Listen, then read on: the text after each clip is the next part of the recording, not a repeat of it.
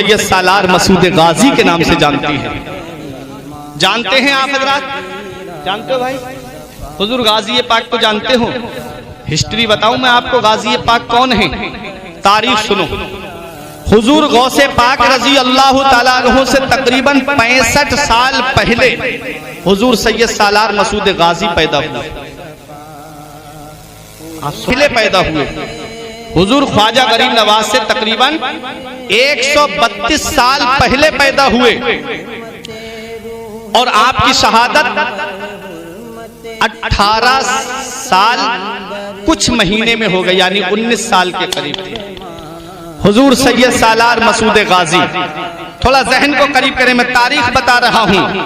गरीब नवाज के इस हिंदुस्तान में आने से तकरीबन 100 साल पहले, गरीब नवाज से तकरीबन 100 साल पहले इस हिंदुस्तान की सरजमीन पर इस्लाम का झंडा मेरे मसूद गाजी ने लहरा दिया था।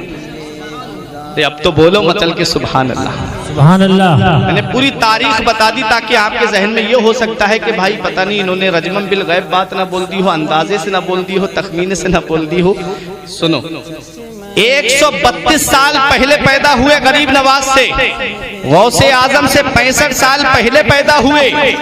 मकाम अपनी अपनी जगह है, मर्तबे अपनी अपनी जगह है, लेकिन इस हिंदुस्तान की सरजमीन पर तकरीबन गरीब नवाज से 100 साल पहले बहराइच की सरजमीन पर अल्लाह का वो मुकद्दस बंदा, महमूद गजनबी का भांजा, सुबुक्तगीन का नवासा, सैयद साहू सालार का लाडला, सतरे मुअल्ला का नूरे नजर, तारीख जिसे सैयद सालार मसूद गाजी के नाम से जानती है, वो इस हिंदुस्तान की सरजमीन पर इस्लाम का झंडा लहरा गए। और ऐसा इस्लाम का झंडा लहराया, ऐसा इस्लाम का झंडा लहराया कि तारीख बताती है तकरीबन 22 राजा गैर मुस्लिम एक साथ जमा होकर के उस एक मर्द मुजाहिद के लिए आए थे। और क्या शान है, नौजवानी का आलम है, जवान है, 18 साल का कलियल जवान है। क्या बात है मसूद गाजी की, क्या शान है मेरे मसूद गाजी की। अली का घर भी क्या घर है कि जिस घर का हर एक बच्चा,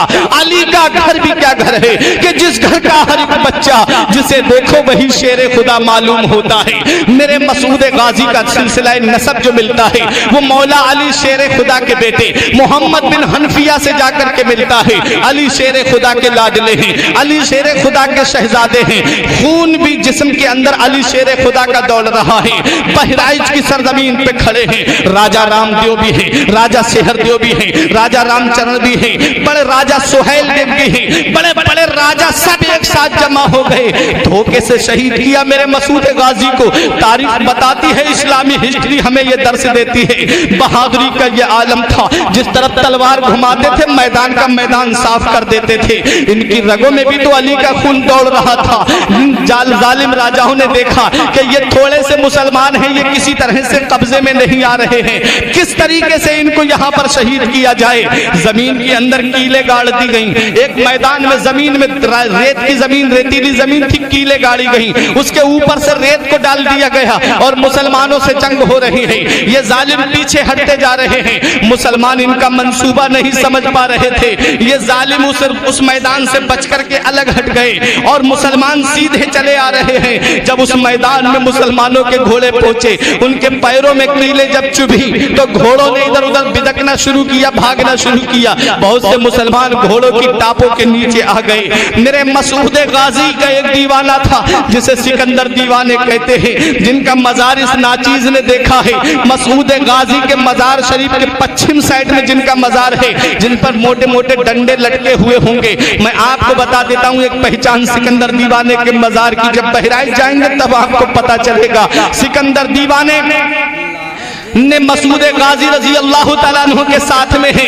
राजा सुहेल देव पहाड़ की आड़ लेता हुआ आया और सैयद सालार मसूद गाजी को धोखे से एक ऐसा तीर मारता है जो आपकी पेशानी पे लगता है और आप घोड़े से नीचे तशरीफ ले आते हैं। एक रिवायत में आया कि हुलकुम पे लगता है और आप घोड़े से नीचे तशरीफ ले आते हैं। मेरे मसूद गाजी के जिस्म पे तीर बहुत ज्यादा तीर लगे हुए हैं।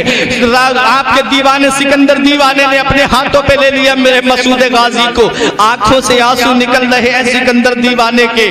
कहा कि हुजूर, आपने हिंदुस्तान में इस्लाम का झंडा लहराया, आपने हिंदुस्तान में इस्लाम का परचम लहराया, आपने हिंदुस्तान में इस्लाम का परचम बुलंद किया है। आपके बाद अब इस्लाम का परचम कौन बुलंद करेगा? आपके बाद अब इस्लाम का झंडा कौन लहराएगा? आपके बाद में इस परचम इस्लाम को कौन बुलंद करेगा? मसूद गाजी ने आंखें खोली, देखा कि सिकंदर दीवाना रो रहा है। आपने फरमाया, मत रो मेरे दीवाने, मत रो। इन्ना दीना इंदल्लाहिल इस्लाम, बेशक अल्लाह का पसंदीदा दीन सिर्फ इस्लाम है। बड़ी कोशिशें की गई है इस इस्लाम को मिटाने के लिए। अबू जहल ने सोचा था इस्लाम मिटा दूंगा, मगर मिटा ना पाया। अबू लहब ने सोचा था इस्लाम मिटा दूंगा, मगर मिटा ना पाया। उतबा ने सोचा था इस्लाम मिटा दूंगा, मगर मिटा ना पाया। यजीद ने सोचा था इस्लाम मिटा दूंगा, मगर मिटा ना पाया। तारीख बताती है बड़े बड़े जालिम बादशाहों ने सोचा था कि इस्लाम मिटा दूंगा, मगर मिटा नहीं पाए। ऐ मेरे सिकंदर दीवाने, आंखों से आंसू मत बहा। अल्लाह का पसंदीदा दीन सिर्फ इस्लाम है, और इस इस्लाम को बचाने के लिए अल्लाह अपने महबूब बंदों को भेजता रहता है। अल्लाह अपने मुकद्दस बंदों को भेजता रहता है। मसूद गाजी को अपने हाथों पे लिए हुए सिकंदर दीवाने, आंखें बंद होने वाली हैं। असर और मगरिब के बीच का वक्त है। सैयद सालार मसूद गाजी सूरज कुंड के नीचे बैठे अपने सिकंदर दीवाने की गोद में है, आराम फरमाते हैं।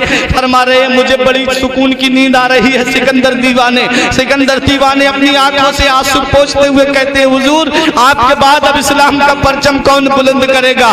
फरमाया, मत घबरा, अल्लाह अपने इस्लाम की हिफाजत के लिए अपने मुकद्दस बंदों को भेजता रहता है।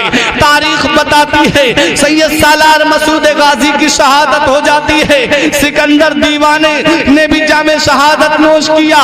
उसके बाद तारीख बताती है कि सैयद सालार मसूद गाजी की शहादत के बाद में अंधेरी छा जाती है। सैयद सालार मसूद गाजी के जिस्म को तलाश करने के लिए राजा सुहेल देव निकला, लेकिन उसके साथियों ने कहा, छोड़ो, सुबह को तलाश कर लेंगे।